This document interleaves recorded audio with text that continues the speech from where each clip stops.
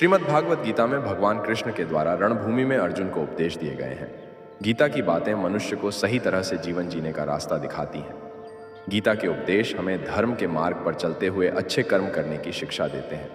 महाभारत में युद्ध भूमि में खड़े अर्जुन और कृष्ण के बीच के संवाद से हर मनुष्य को प्रेरणा लेनी चाहिए।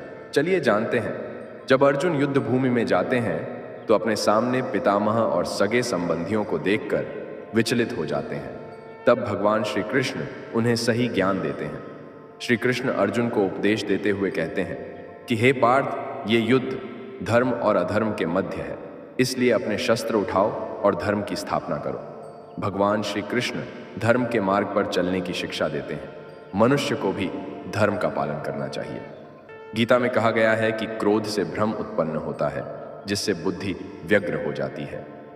भ्रमित मनुष्य अपने मार्ग से भटक जाता है, तब सारे तर्कों का नाश हो जाता है, जिसके कारण मनुष्य का पतन हो जाता है। इसलिए हमें अपने क्रोध पर नियंत्रण रखना चाहिए। गीता में भगवान श्री कृष्ण ने कहा है कि मनुष्य को उसके द्वारा किए गए कर्मों के अनुसार ही फल प्राप्त होता है, इसलिए मनुष्य को सदैव सत्कर्म करने चाहिए। गीता में कही गई इन बातों को प्रत्येक व्यक्ति को अपने जीवन में मानना चाहिए।